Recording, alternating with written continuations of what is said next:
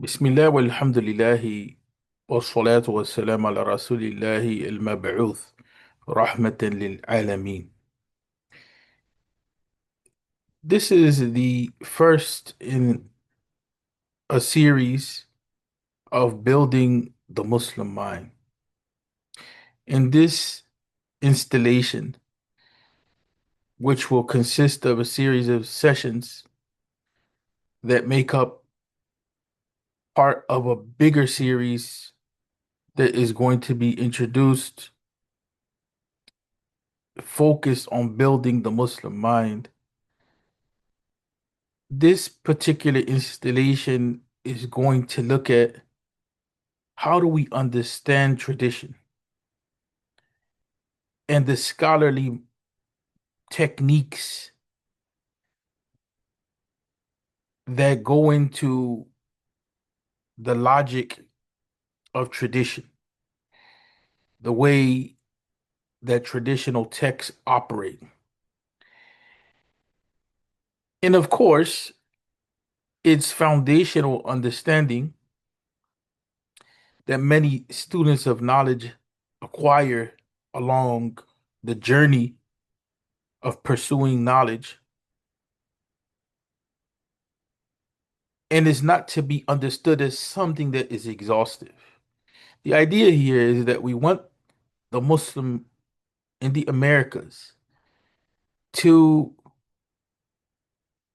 begin to develop intellectually as a Muslim. It's one thing to acquire information, and it's another thing to have intellectual formation. Intellectual formation, or tarbiyatul aqliya, it requires a certain type of insight and consciousness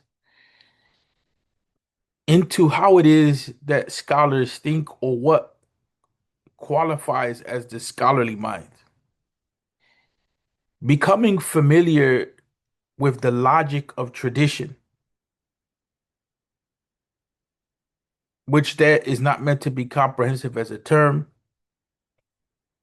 but just to point to the fact that there's a certain type of intelligence that can be discovered in tradition, right? Tradition overall is a bank of experience, scholarly experience.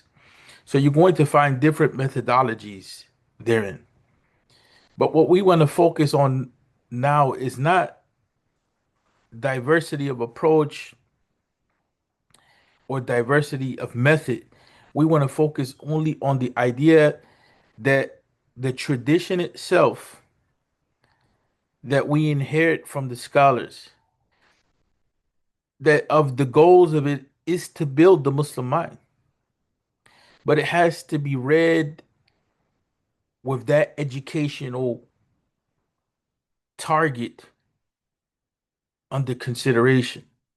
Or else we just become parrots, parroting off what is said without ever giving mind to the meaning of what is said, without understanding how that meaning is constructed, right? And so there's some scholarly techniques that we want to become aware of, and we want to encourage that these scholarly techniques be thought over and that they become part of the way that you read tradition, right? It's not the only way to read tradition, but part of the way that you read tradition, and that you begin to utilize some of these tools as well when you think about knowledge in other disciplines and in other realms. That way, you as a Muslim, you're operating out of a toolbox that is representative of the architecture of the Muslim mind, that is inspired, that it is formed in the values and in the practices of Islamic civilization.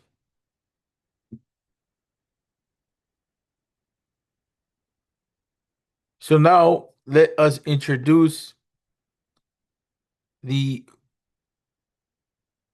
work that will accompany us in this journey. And this is part of the offerings given in public education by the Shalkani Study Circle for the study of Islamic sciences and liberation thought and practice. In this article that we will reflect over, we're today only going to take a portion of it. And therein, we will take a set number of points, and that will be the first session in this installation for the series of building the Muslim mind. So now we're going to deal with the idea of research methodology and traditional scholarship. Now, mind you, this article was published by Dar al-Ifta. It's one of their better articles, Dar al-Mifta al-Misriya, which is an Azhar affiliate. And herein we begin to see how tradition is built, how tradition is built. And so there's a heavy emphasis on the idea of research methodology, and there's the idea of traditional scholarship. In another session, we'll talk about the idea of tradition and how it is understood and the many misgivings and misinterpretations that surround the term. In reality, the term that we use in Arabic is turath, which has everything to do with that which is inherited. That which is inherited. And it's a little different than the idea of tradition as it's understood in the Western world, but it has become a common term among Muslims in the West to designate certain ideas that they have in their mind about Islamic knowledge. And we want to address that, but that is to be dealt with in another session.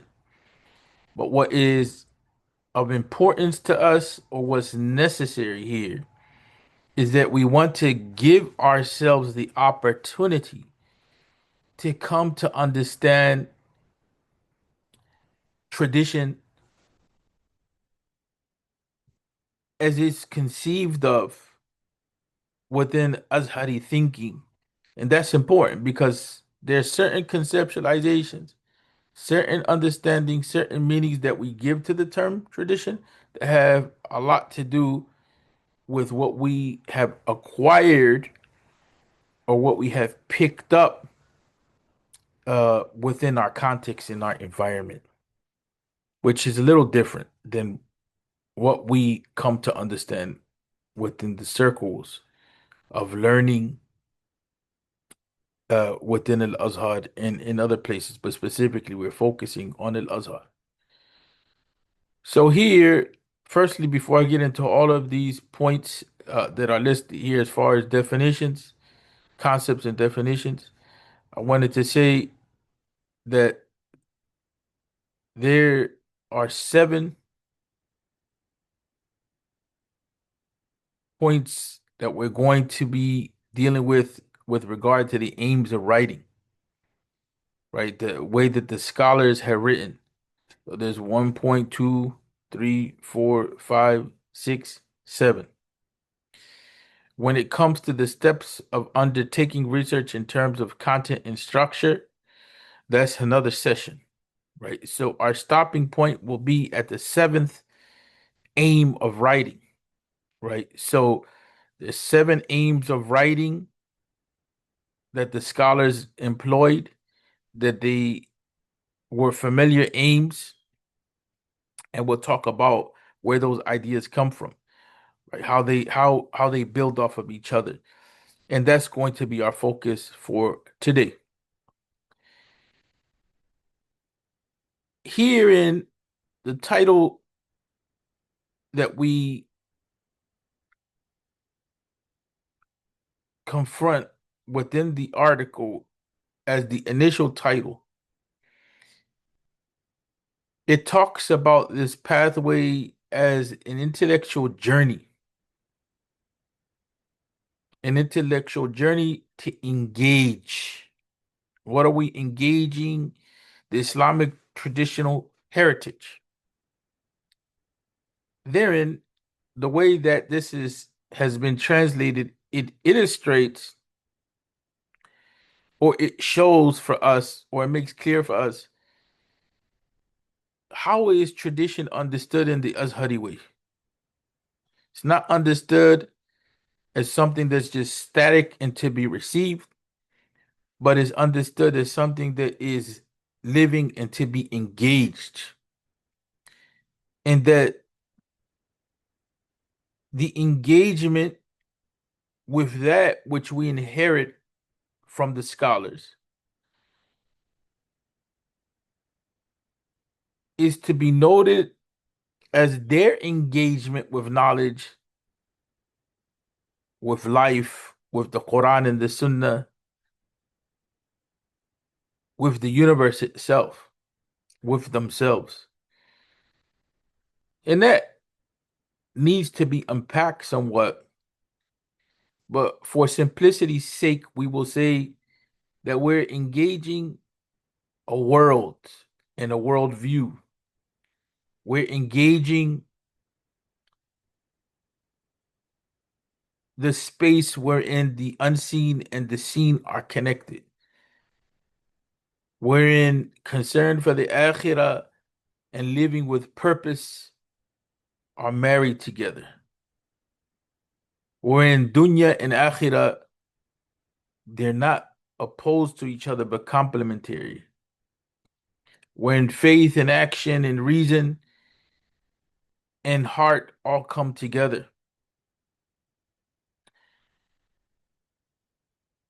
Something that is rarely talked about is the idea of Islamic civilization. The concept that Iman is much more than just the pillars, but Iman is a life force which feeds the existence of Muslim values in such a way that material life is imprinted, is given a stamp, is given an Islamic identity. So that culture leads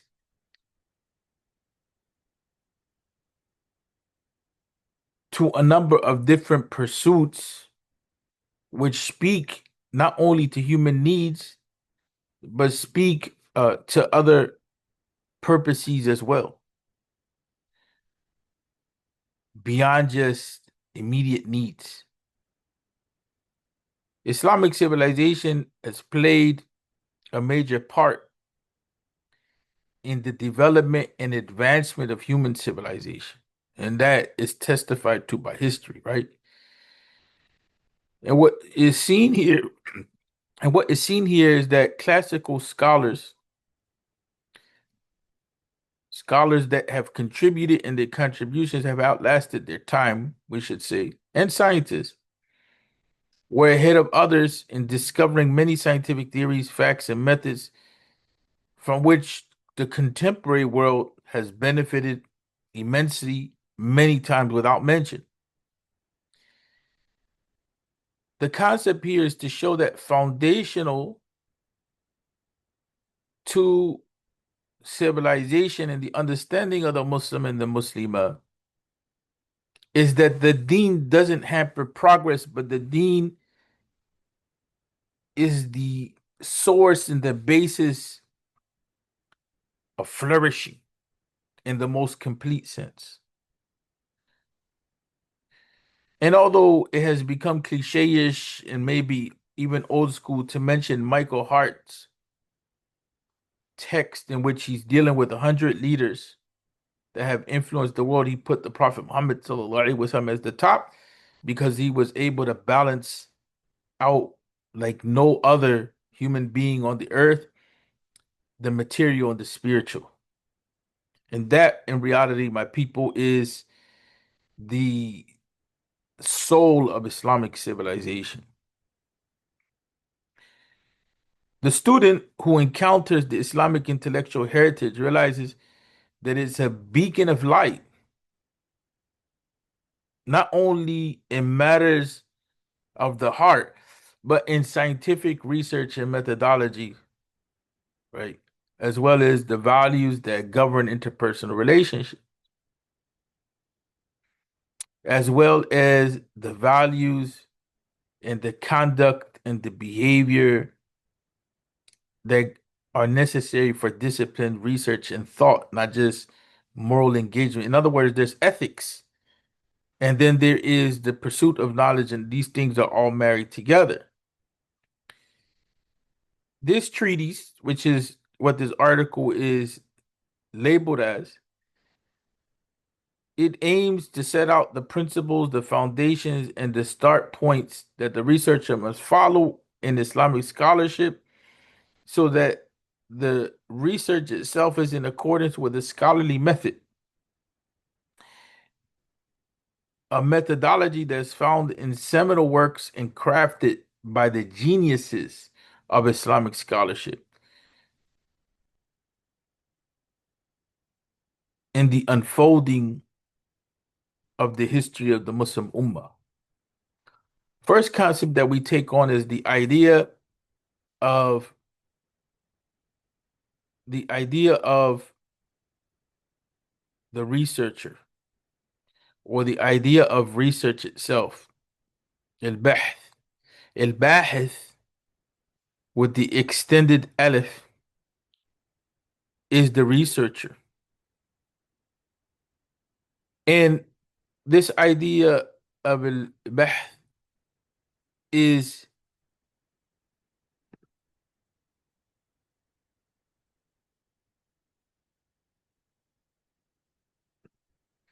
highlighted or made clear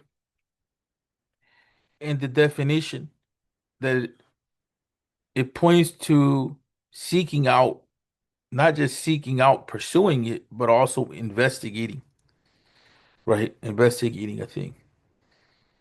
So research in Islam is Islamic knowledge is to seek out and investigate. So there's a conscious effort, a commitment that has to be made. The idea of minhaj, although it's not translated here, but the definition of method is minhaj, right? So you have the research, the concept of research, you have the method, and what's missing here is the conditions for the researcher as well. But in any event, this is a starting point, right? So you have the research, then you have the method that governs that research, right? And so here it's important for us to reflect here. Is a way that leads to discovering reality in fields of knowledge by means of general principles that govern the use of reasoning and determine the course of action so that one may arrive at a specific result. In other words, there's a disciplined effort, a disciplined effort.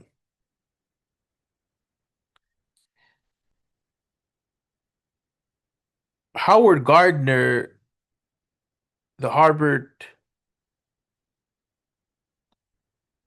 intellectual who deals with research and education, he wrote a book called Five Minds for the Future. Very good book. I studied that in the graduate course in education. He also wrote a book called The Multiple Intelligences or Multiple Intelligences, which he talks in both of these books about the interdisciplinary mind and the idea of a discipline. And I refer you to that, especially the Five Minds for the Future, which I believe there's a PDF available online, because too often, more than not, Muslims approach, especially knowledge of Islamic sciences, in a very haphazard, emotional, very fractured, fragmented, undisciplined way. And that's not the way of tradition, is not the way of the Muslim mind.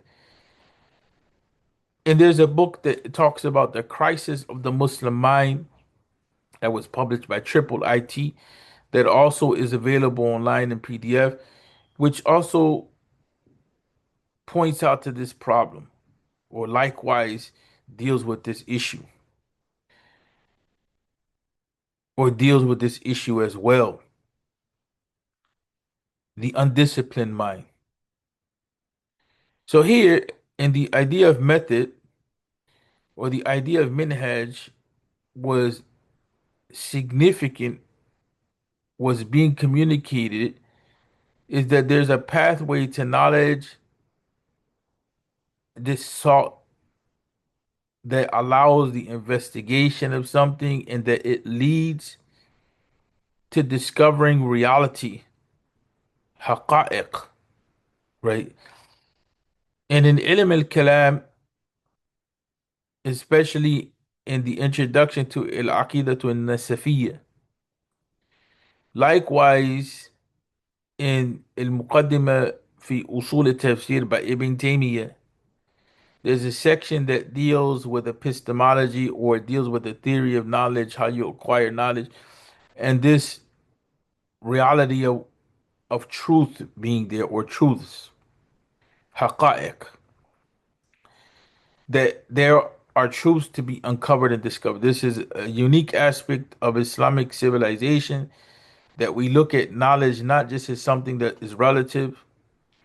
That's a type of understanding and a type of knowledge, but there also are truths to be uncovered and discovered. And that reason has the ability to disclose to us or to lead us to those truths. And there are determined courses of action, meaning of there's a pathway that you have to take in thinking to get to a certain point, right? That's very important, especially in this age of confusion within Western civilization. So here there's a specific aim that you're moving toward. So scholarly research may be defined as specialized study in a specialized field according to a determined methodology and a set of principles that's undertaken by a researcher that meets the criteria for being designated as a researcher. That part is missing here. So the methodology of scholarly research in Islamic studies, right, is the next section that comes up.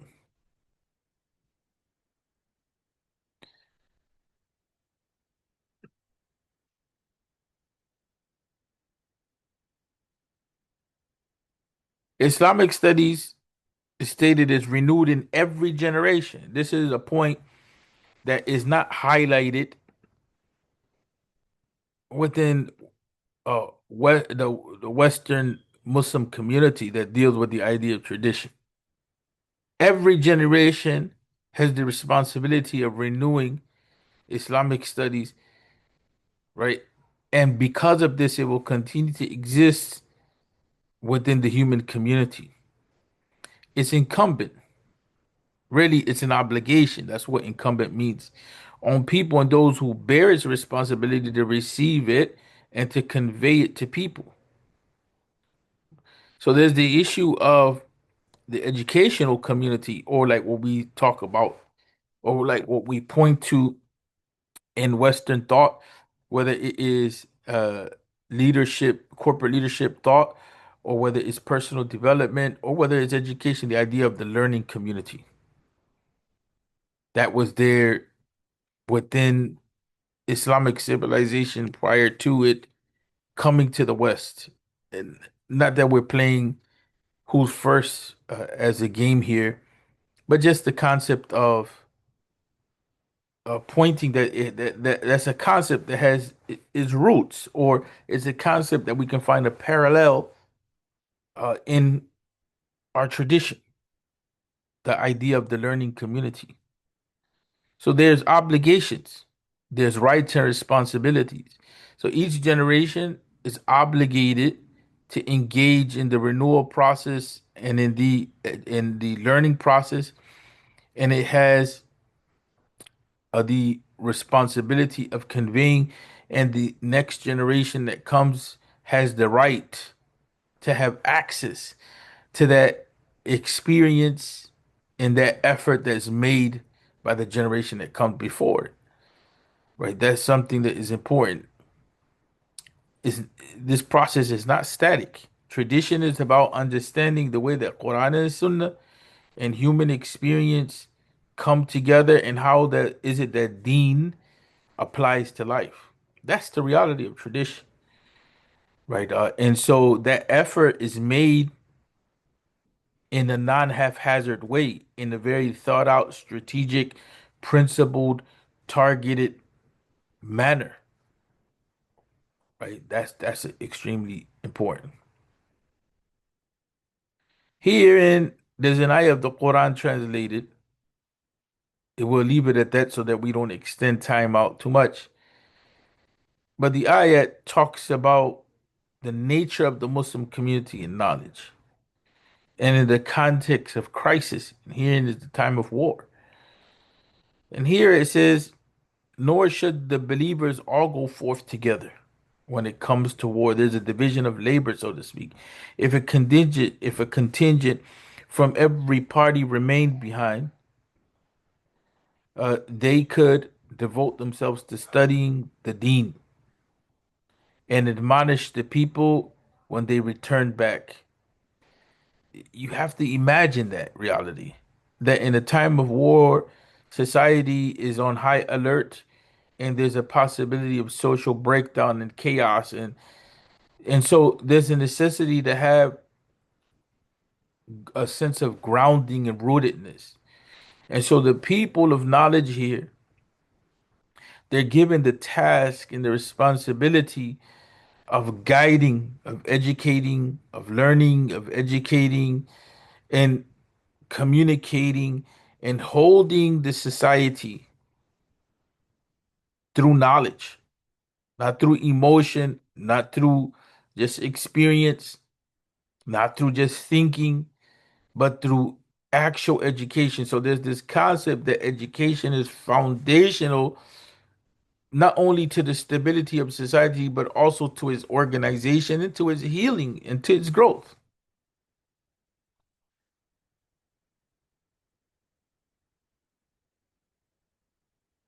That thus they may learn to guard themselves against evil. This verse or this ayat relates to its reception, and as far as conveying it, the following ayat comes: those who conceal the clear signs we have sent down in the guidance after we have made it clear for the people in the book, on them shall be Allah's curse and the curse of those entitled to curse, except those who repent and make amends and openly declare the truth to them. I turn, for I am oft returning, most merciful. So the idea is that transparency and freedom of information, as we have this concept in the US, freedom of information, that universal literacy, not secrecy, not monopoly, not the concealment of knowledge, and not the gatekeeping of knowledge, is the way of the Muslims. But the Muslim considers knowledge not just from the idea of personal growth, but also from the idea of social benefit and protection.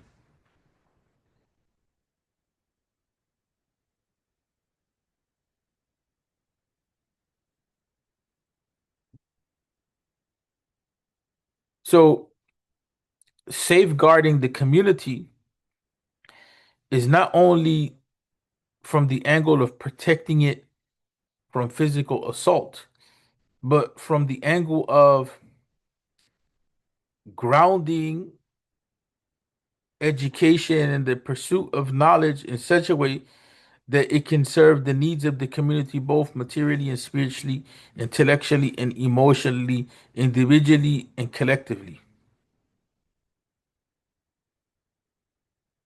And by turning away from that order of priorities that is pointed to in what was just said,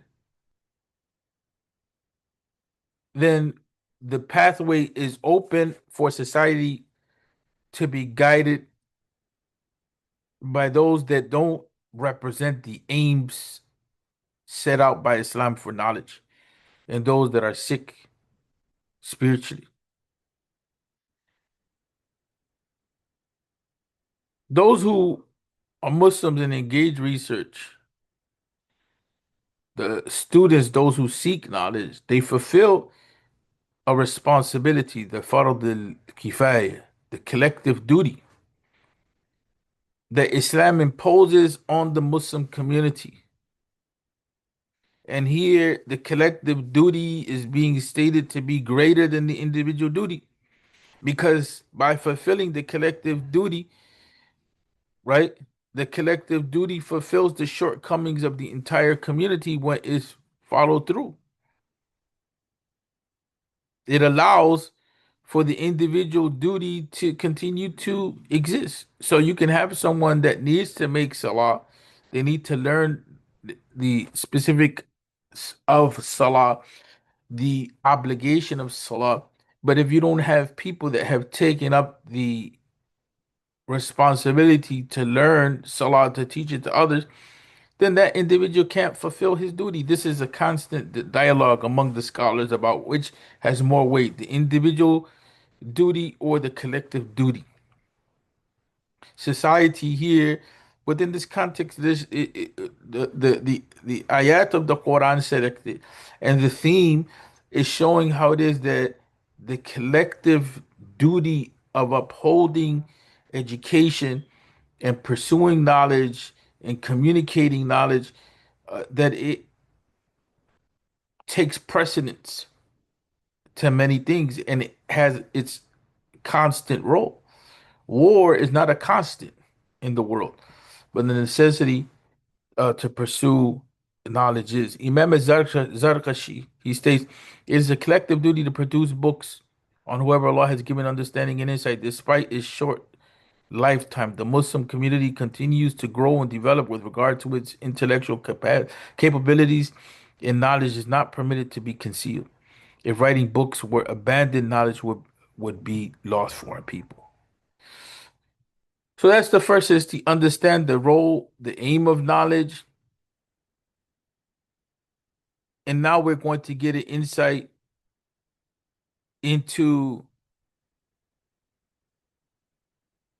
one of the functions of knowledge, right? So knowledge is not just preserved, but is also built on. That's why the idea of expanding Islamic sciences in time and place is the next point of focus.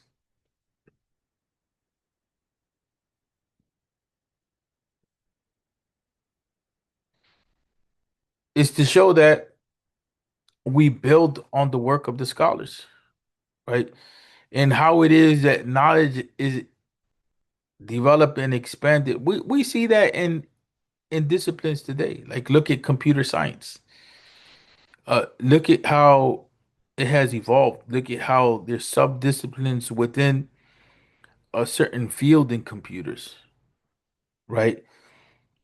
Look at how medicine is specialized, and look at how far it has gone in specialization, right? And then when you look at uh, how it is that different areas of knowledge are combined and they contribute to uh, the expansion of other areas of practice and knowledge. That's the idea. Islamic studies is a broad field encompassing a wide range of periods, places, and topics.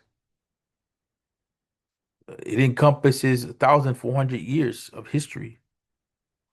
As for place all across the world, the Muslims have contributed to this undertaking of building up Islamic knowledge, which has inspired many civilizations historically. So, as far as time, we see in the case of the tradition, we're dealing with 1,400 years roughly of reflection and intellectual output and activity. And every community, every age has to contribute by mandate of the deen. As far as the contributors, we have people far and wide spread throughout the world. The question that we have to ask ourselves is what is our contribution? Those of us who live in the West, what is our contribution towards knowledge in this age? This is a very traditional concept and idea to be focused on the present and to be cognizant of wajib al-waqt. Nudrik ma huwa wajib al-waqt. Right? We come to realize what is the obligation of our time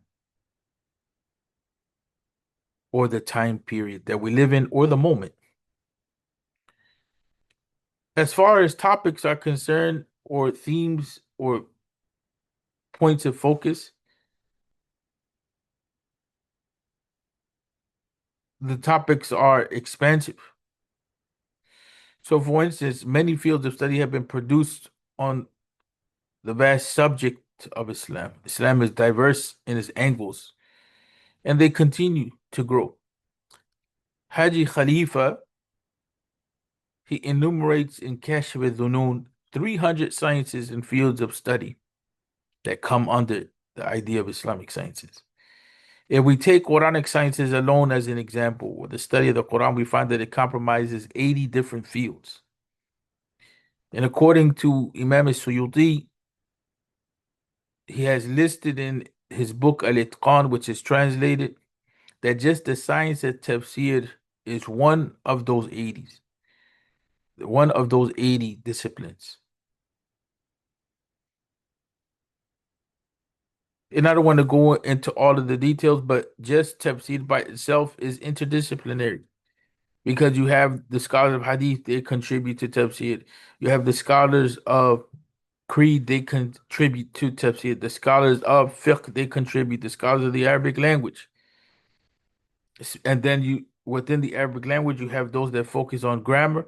You have those focus on rhetoric. You have those that focus on uh the idea of diction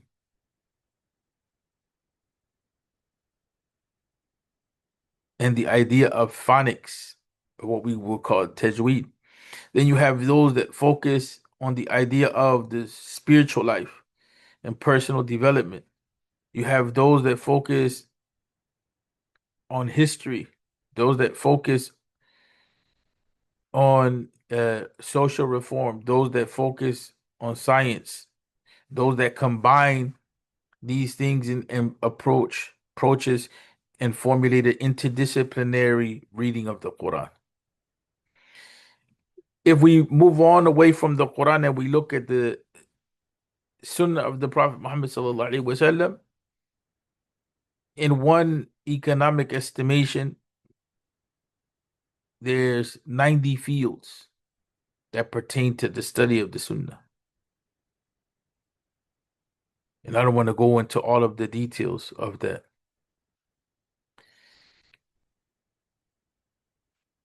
So just in the primary sources, which are the Quran and the Sunnah, we find that there is a plethora of investigations.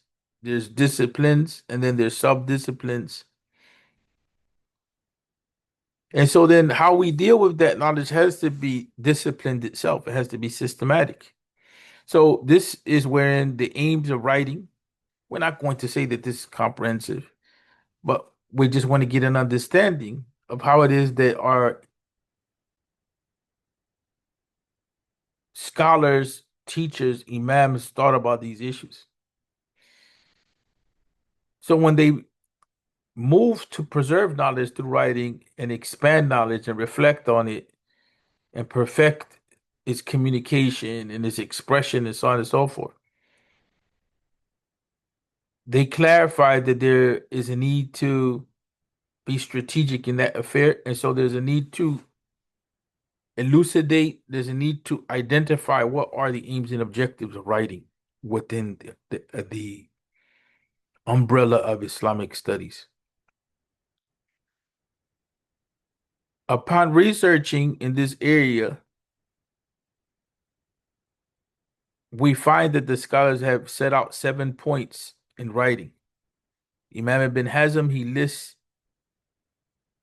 in his book introducing logic these points, and Imam Ibn Khaldun, he clarifies them in his introduction to his study on history, and that's entitled Al-Muqaddimah. So we see how we understand writing and how we understand dealing with the tradition is coming from within the tradition itself. That's a discipline in itself. The science of writing, the discipline of writing, it's a body of knowledge. And then we can go further or be more specific or be more targeted. Writing in tafsir is one area of knowledge within Quranic studies. Writing in Arabic rhetoric is one area in the study of the Arabic knowledge. The study of tafsir with a focus on the life of Iman and purification of the heart and the language of the Quran, that becomes an interdisciplinary approach to dealing with the issue of tafsir. So writing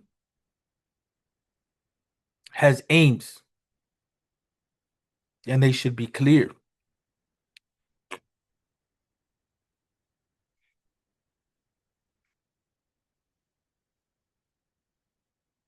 The first is the idea of organizing the knowledge, clarifying it by organizing it. And that can take on different forms, such as determining what will be the focus themes of a particular discipline. What are the concerns? This is what's called problems of that particular discipline. Like in Hadith sciences, the problems of Hadith sciences are things like authenticity of transmission, how to determine authenticity, what can be considered to be an acceptable criteria in terms of information and the one conveying it. As an example, similar to that, the idea of the relationship between the Quran and Hadith in the Arabic language. Those are problems, those are focal points in knowledge. So, one role of writing or one aim of writing is this idea of elucidation. And that's coming by way of organizing the knowledge, categorizing, determining, limiting what it is that we're dealing with, right? The other approach is to facilitate or classify, I'm sorry, identify those areas in which there may be some difficulty for the student. So the first is organizing the knowledge so that we know what themes we're dealing with. These are the theme areas, these are the subject areas of hadith science. These are the subject areas of fiqh. These are the subject areas of Arabic language. These are the subject areas of logic. These are the subject areas of medicine. These are the subject areas of psychology.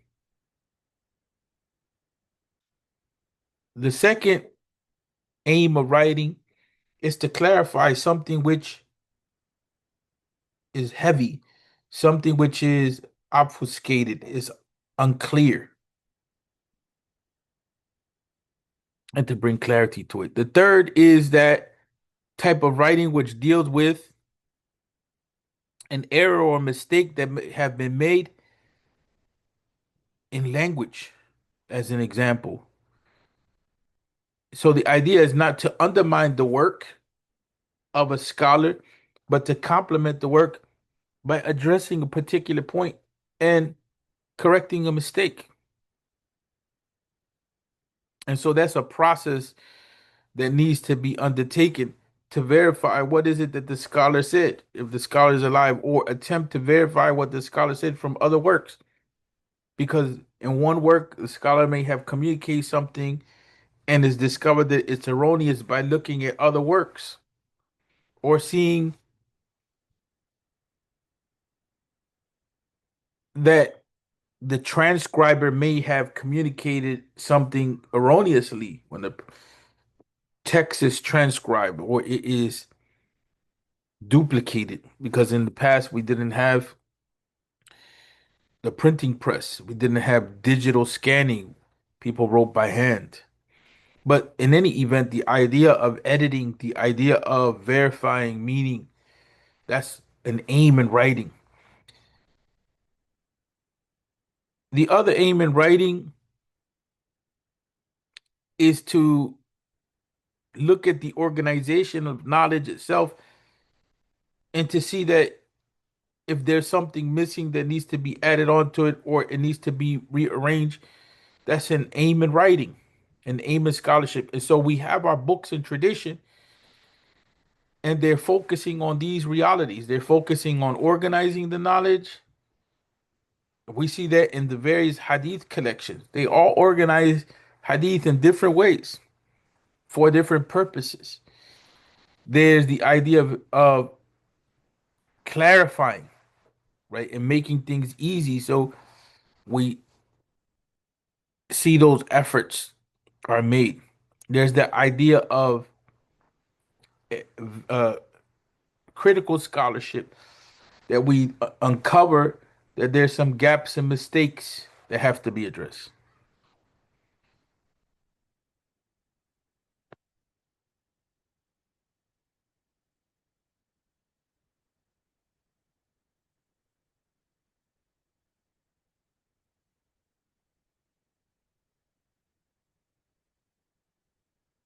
And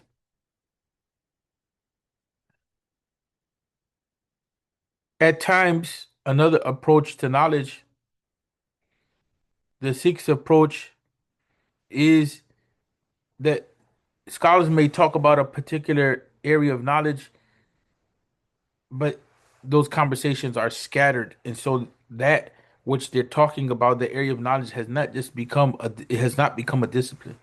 So to gather that knowledge from different places and bring it together in one place is an approach.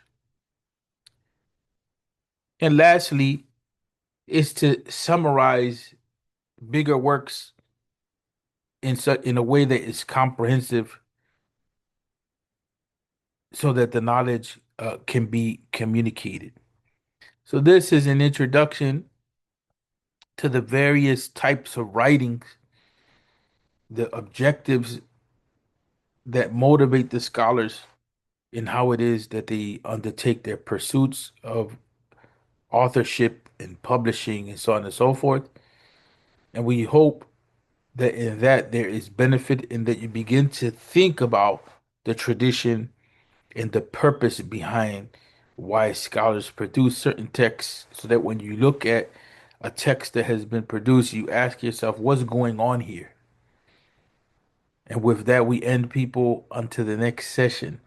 May Allah guide us and guide you and accept from all of us and forgive the scholars of the past, the people of knowledge, and those that are alive and extend their lives.